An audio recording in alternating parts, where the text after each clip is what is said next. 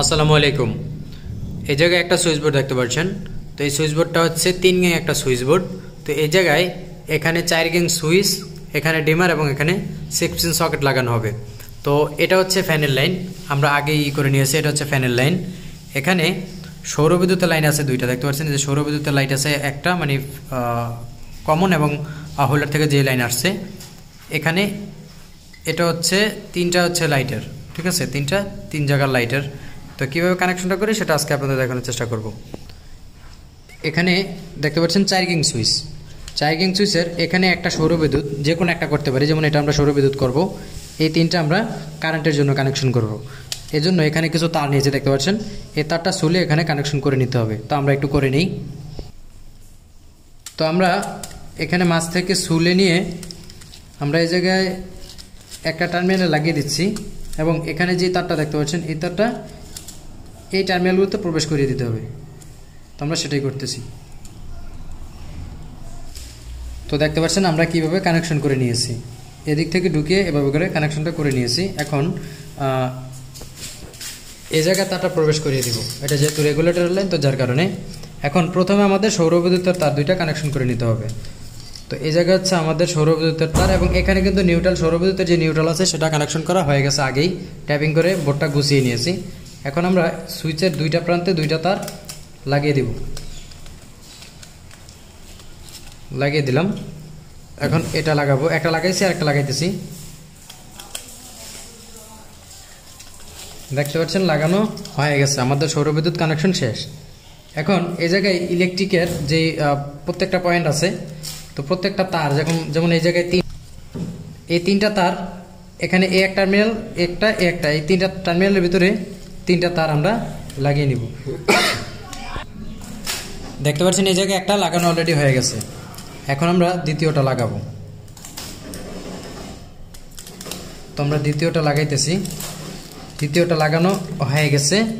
এবার আমরা তৃতীয়টা লাগাবো। তো আমরা তৃতীয়টাও লাগাইতেছি। আমাদের তৃতীয়টাও কিন্তু লাগানো হয়ে গেছে, মানে আমাদের সুইচ বোর্ডের কানেকশনটা শেষ। আমাদের সুইচ বোর্ডে আর কোনো কাজ নাই। এখন আমাদের যে কাজটা করতে হবে সেটা হচ্ছে ডিমার কানেকশন করতে হবে। এটা যেহেতু আমরা সুইচের, আমাদের যে টোটাল সুইচ আছে সুইচের, এটা যেহেতু ফেজ, তো এই লাইনটাই আমাদের চলে যাবে, আমাদের যে মেইন লাইনে যে ফেজটা আছে সেটার ভিতরে চলে যাবে। তো আমরা যে কাজটা করব সেটা হচ্ছে এই তারটা এখানে ইনসুলেশনটা রিমুভ করে আমরা সুইচে, রেগুলেটরের সুইচে ধরিয়ে দিব। এটা হচ্ছে আমাদের ডিমার। তো দেখতে পাচ্ছেন এখানে এই সুইচে ঢুকবে, এই জায়গা দিয়ে বের হয়ে এদিকে রেগুলেটর হয়ে তারপরে আমাদের ফ্যানের লাইনটা চলে যাবে। তো আমরা এক এক করে কানেকশন করে তারপরে আপনাদেরকে দেখাইতেছি। এখন আমরা এখানে যে তারটা দেখতে পাচ্ছেন, আমাদের যে মেইন লাইন, এই সুইচের যে মেইন লাইনটা, এই তারটা আমরা ইনসুলেশন রিমুভ করব।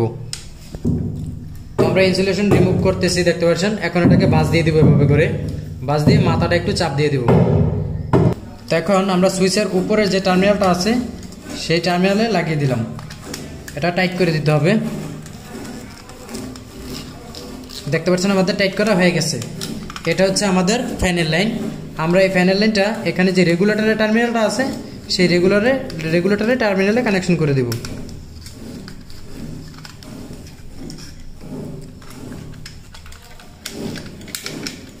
আমাদের রেগুলেটর কানেকশন করা শেষ হয়ে গেছে। এখন আমাদের শুধু 6 পিন সকেটটা বাকি আছে। তো এখন যেটা করব, এটা হচ্ছে আমাদের বোর্ডের মেইন লাইন। এখানে যে বোর্ড আছে, সুইচ এবং রেগুলেটরের মেইন লাইন, আর এটা হচ্ছে আমাদের এসডিবি থেকে আসছে। এই দুইটা টার্মিনাল আমরা জাস্ট সমান করে প্রথমে কেটে নিব, তারপর দুইটা তারের টার্মিনাল সুলে নিব। দেখতে পাচ্ছেন সুলে নিলাম। ইনসুলেশন সুলে নেওয়ার পরে এখানে দুইটা প্যাচ দিয়ে দিব একসাথে করে, দুইটা একসাথে প্যাচ দিয়ে দিতেছি। প্যাচ দিয়ে বাকি অংশটা কেটে নিব, যে পরিমাণ দরকার সে পরিমাণ রেখে বাকিটা কেটে দিব। তো এই জায়গায় দেখতে পাচ্ছেন এটা হচ্ছে এল, এটাতে লাল তারটা লাগবে। এখানে আর্থিং এর চিহ্ন দেওয়া আছে, এটাতে আমাদের আর্থিং মানে সবুজ তারটা হবে। এখানে দেখতে পাচ্ছেন নিউট্রাল, এখানে এন লেখা আছে, এনতে কালোটা বসবে। তো আমরা প্রথম যেটা করব সেটা হচ্ছে প্রথমে আমরা কালো তারটা লাগিয়ে নিব। এখন টাইট করে দেব। আমাদের টাইট করা হয়ে গেছে। এখন আমরা আর্থিংটা লাগিয়ে দেব।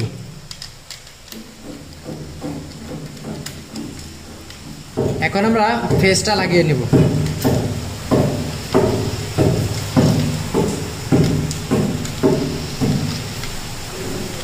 ভালো করে ফেসটা লাগিয়ে দিতে হবে এবং অবশ্যই কানেকশন করার সময় দেখতে হবে যে কোনো টার্মিনাল যেন লুজ না থাকে, তো সেক্ষেত্রে স্পার্ক করে লাইনগুলো নষ্ট হয়ে যেতে পারে। দেখতে পাচ্ছেন বর্ডারগুলো খুলে নিলাম। এখন আমরা সুইচগুলো এভাবে করে জাস্ট ফিটিং করে নেব। তারগুলো গুছিয়ে নিয়ে এখন আমরা স্ক্রুগুলো লাগিয়ে দিব। স্ক্রুগুলো লাগিয়ে দিয়ে বোর্ডটা কানেকশন করে তারপরে দেখতে পাচ্ছেন ফিনিশিং কাজটা আমাদের এমন হয়েছে। কেমন হয়েছে অবশ্যই কমেন্ট করে জানাবেন। ধন্যবাদ। আসসালামু আলাইকুম।